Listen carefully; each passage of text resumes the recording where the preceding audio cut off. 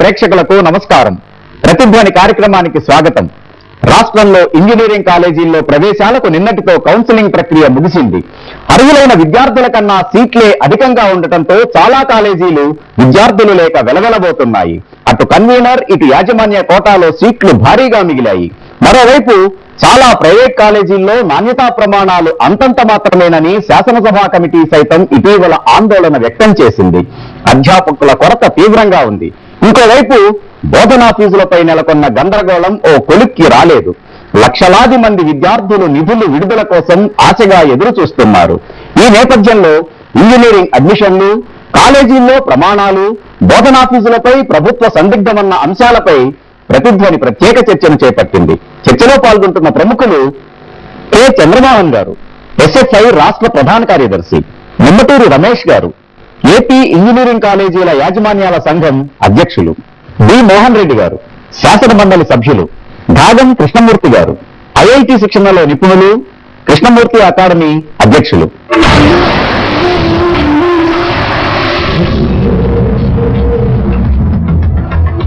రాష్ట్రంలో ఇంజనీరింగ్ విద్య అస్తవ్యస్తంగా తయారైంది. ఏకంగా 711 ఇంజనీరింగ్ కాలేజీలతో మన రాష్ట్రం దేశంలోని అగ్రస్థానంలో నిలిచిన సీట్లు భర్తీ కాక పలు కాలేజీల యాజమాన్యాలు దిక్కులు చూస్తున్నాయి. యూనివర్సిటీ ఇంజనీరింగ్ కాలేజీలో తొలి విడత కౌన్సిలింగ్ లోనే సీట్లను నిండిపోగా మలి విడత కౌన్సిలింగ్ పూర్తయిన 380 ప్రైవేటు కాలేజీల్లో సీట్ల భర్తీ నిండని చందమే అయ్యింది. రమారమి 300 కాలేజీల సీట్లు బాగానే భర్తీ అయినా ముఖ్యంగా గ్రామీణ ప్రాంతాల ఇంజనీరింగ్ కాలేజీల యాజమాన్య కోటా సీట్లలో అత్యధికం మిగిలిపోయాయి. అసలు ఓ ఇంజనీరింగ్ కాలేజీలో 4 బ్రాంచీలుంటే మొత్తం 240 సీట్లుంటాయి. అలాంటిది కన్వీనర్ కోటాలోని 652 కాలేజీల్లో 7 ఒక్కోదానిలో 10 లోపే విద్యార్థులు చేరారు. 40 కాలేజీల్లో 50 మంది వంతున ప్రవేశించారు. 72 కాలేజీల్లో 50 నుంచి 100 లోపే సీట్లు భర్తీ అయ్యాయి. 76 కాలేజీల్లో 150 నుంచి 200 మధ్య విద్యార్థులు చేరగా భర్తీ కాని సీట్లు బాగానే కనిపిస్తున్నాయి. 10 ఏళ్ల కిందట ఇంజనీరింగ్ సీటు కోసం విద్యార్థులు కలలు కంటే నేడు ఇంజనీరింగ్ కాలేజీలు బంపర్ ఆఫర్లతో విద్యార్థులకు ఆహ్వానం పలుకుతున్నాయి. ఒకనాడు ఇంజనీరింగ్ కాలేజీల నిర్వహణ కీలక వ్యాపారంగా భావించిన కర్ణాటకలో నేడు మొత్తంగా ఉన్నవి 153 కాలేజీలే.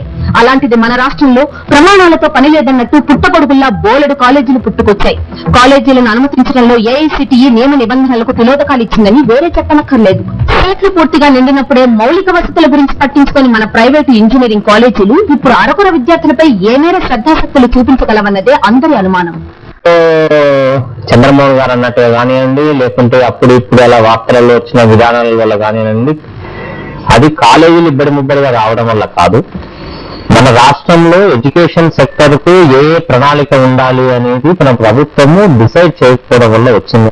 ఏది ప్రణాళిక ఉండదు గవర్నమెంట్ కు. మా ప్రైవేట్ కాలేజీ వాళ్ళు క్రోర్స్ ఆఫ్ రూపీస్ ఇన్వెస్ట్ చేసి వాళ్ళు కాలేజీలు పెడితే కనీసం వాళ్ళ కాలేజ్ ఎలా ఉంది, ఏం జరుగుతుంది, ఏమి వాళ్ళు అడ్వర్టైజ్మెంట్ చేసుకోరాదు. వీళ్ళు అడ్మిషన్ ఎప్పుడు చేస్తారో తెలియదు. నవంబర్ లో అడ్మిషన్ చేస్తే త్రూ అవుట్ కంట్రీలో this is the only one state making admissions in the month of October, November అండి. నవంబర్ వరకు ఏ స్టూడెంట్ వెయిట్ చేస్తాడు? మీరు అదే గవర్నమెంట్ ఏదైతే మీరు ప్రణాళిక లేకుండా కాలేజీలు ఇబ్బడి అని చెప్పేసి ఇటు విద్యార్థి సంఘాలు కానివ్వండి, అటు ప్రభుత్వం కానీ ఏదైతే అంటుందో, వాళ్ళు వెళ్ళి మహారాష్ట్రలో ఈ సంవత్సరం మన స్టేట్ వాళ్ళు ఎంతమంది జాయిన్ అయ్యారు, తమిళనాడులో మన స్టేట్ వాళ్ళు ఎంతమంది జాయిన్ అయ్యారు, కర్ణాటకలో మన స్టేట్ వాళ్ళు ఎంతమంది జాయిన్ అయ్యారు, ఒక ఎస్ఆర్ఎం యూనివర్సిటీలో కనుక చూస్తే మన స్టేట్ నుంచి వచ్చిన నంబర్ ఎంత? అది 4 డిజిటా, 5 డిజిటా, 3 డిజిటా? అంటే విద్యా సంవత్సరం వృధా అయిపోతుందనే ఉద్దేశంతో వృధా అయిపోతుందని, ప్లస్ ఇక్కడ విద్యా సంవత్సరం ఎవ్రీ ఇయర్ ఇలాగే ఉంటుందని, ప్లస్ ఈ సంవత్సరం ఏదైతే ఉందో ఆ ఫీ రియంబర్స్మెంట్ ఇచ్చుకుంటూ కూడా గవర్నమెంట్ ఎంతైతే బ్లేమ్ అయిందో మీ అందరికీ తెలుసు. రోజుకు కాలేజీ పెరగటానికి, ముఖ్యంగా ఇంజనీరింగ్ కాలేజీలు పెట్టడానికి పర్మిషన్ ఇవ్వమని చెప్పి ఒత్తిడి రావడం, ప్రభుత్వం అదేవిధంగా జారీ చేయడం, ఇంజనీరింగ్ కాలేజ్ ఎంత సంపాదించడం ఎంత ఈజీ అయిపోయిందంటే, ఒక స్కూల్ పర్మిషన్ తీసుకొస్తే ఎంత ఈజీ ఉంటుందో ఇంజనీరింగ్ కాలేజీ పర్మిషన్ తీసుకోవడం అంత ఈజీ అయిపోయింది. అంటే చాలా కాలేజీలు యాజమాన్యాలు మొదటి సంవత్సరం ఫీజు మాఫీ అని, అలాగే ఉచిత బస్సు సౌకర్యం అని, అంటే ఈ రకంగా చాలా స్కీములు ప్రవేశపెడుతుంది. సరే, ఒక రకంగా చూస్తే కనుక నిజంగానే ఈ స్కీమ్లన్నీ కూడా విద్యార్థులకి మేలు చేసేవి అయినా కూడా అసలు మొత్తం మీద రాష్ట్రంలో ఇంజనీరింగ్ కాలేజీల పరిస్థితి, విద్య పరిస్థితి ఇంత ఇదిగా తయారవడానికి కారణం ఏంటంటారు? స్కీమ్ల వల్ల విద్యార్థులను ఏ కాలేజీ కూడా చేర్చుకోలేదండి. అంటే ఈ మధ్యన ఇప్పుడు ఇంజనీరింగ్ లో చేరవలసుకున్న స్టూడెంట్స్ కానివ్వండి, పేరెంట్స్ కానివ్వండి, డబ్బుల గురించి వాళ్ళు అతిగా ఆలోచించట్లేదు. ఎందుకంటే మన దగ్గర సీట్ ఎదుర్కొని వస్తుందో రాదన్న దాంతో విఐటీల్లో కానివ్వండి, మిగతా డీమ్డ్ యూనివర్సిటీలో చేరుతున్నారు, ఐఐటీస్ చేరుతున్నారు. ఆ యూనివర్సిటీలో కూడా మన స్టేట్ గవర్నమెంట్ ఫీజు కంటే ఆ ఫీజు ఎక్కువనేదండి. కాబట్టి ఇక్కడ సమస్య డబ్బులది కాదు. ఈ స్కీములు చెప్పడం వల్ల ఇంకా కాలేజీ డబ్బులు కావడము, కాలేజీ పేరు చెడిపోవడం కానీ విద్యార్థులు ఇచ్చారండి. మెయిన్ ఏంటంటే ఇప్పుడు మన దగ్గర స్టూడెంట్స్ చాలా మంది ఐఐటీస్ ఎన్ఐటీస్ లో చేరుతుంటారండి. రీజన్ ఏంటంటే స్టాండర్డ్స్. అంటే మన రాష్ట్ర విద్యార్థులకు మన రాష్ట్రంలోని ఇంజనీరింగ్ కాలేజెస్ నమ్మకం కలిగించాలి.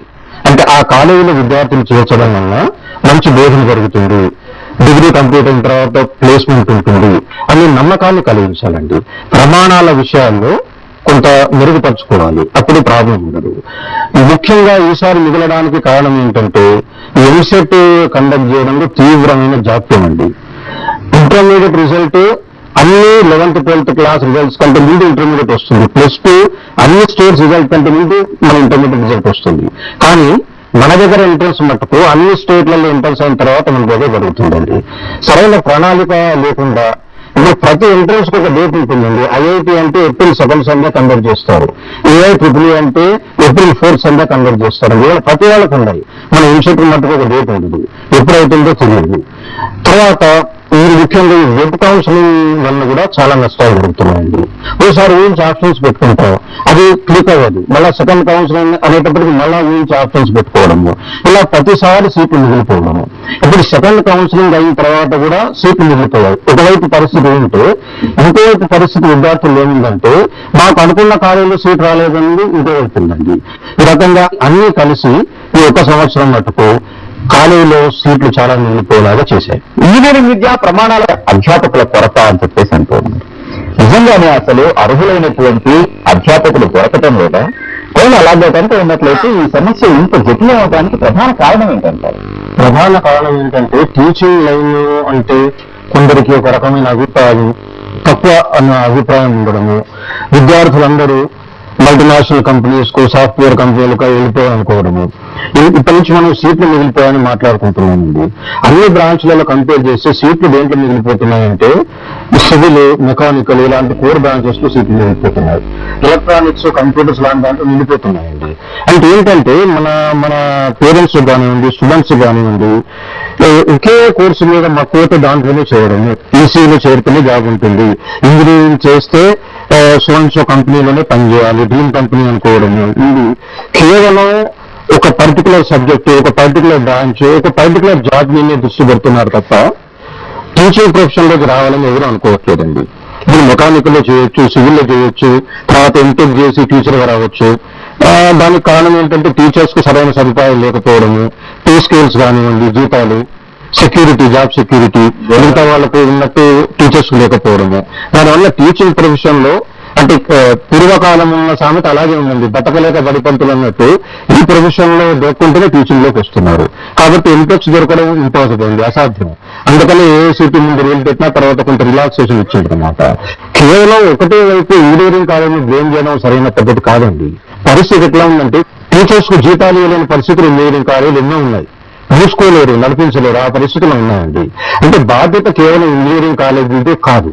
రమేష్ గారు ఇంత క్రితం చెప్పినట్టు మన దగ్గర స్టూడెంట్స్ ఎలాగైతే తమిళనాడులో, కర్ణాటకలో, మహారాష్ట్రలో చేరుతున్నారో అక్కడి స్టూడెంట్స్ కూడా మనం ఎందుకు రప్పించలేకపోతున్నాము?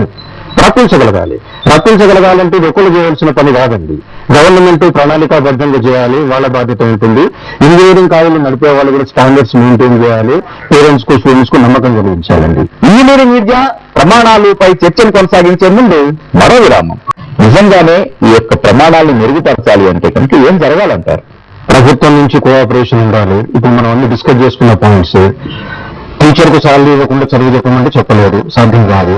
అలాగే కాలేజీలు కూడా ప్రమాణాలను పెంచుకోవాలి. ఏఐసిటీ నామ్స్ ప్రకారము లెక్చరర్స్ అపాయింట్ చేసుకోవడము, ల్యాబ్స్ చేసుకోవడము అన్ని సెటప్ చేసుకోవాలి. క్వాలిటీ స్టూడెంట్స్ ను కూడా అట్రాక్ట్ చేసేలాగా అన్ని ప్రయత్నాలు చేయాలండి. అందరూ కలిస్తే అది వెరీ మచ్ పాసిబుల్ అండి, అసాధ్యమైనది ఏది లేదు.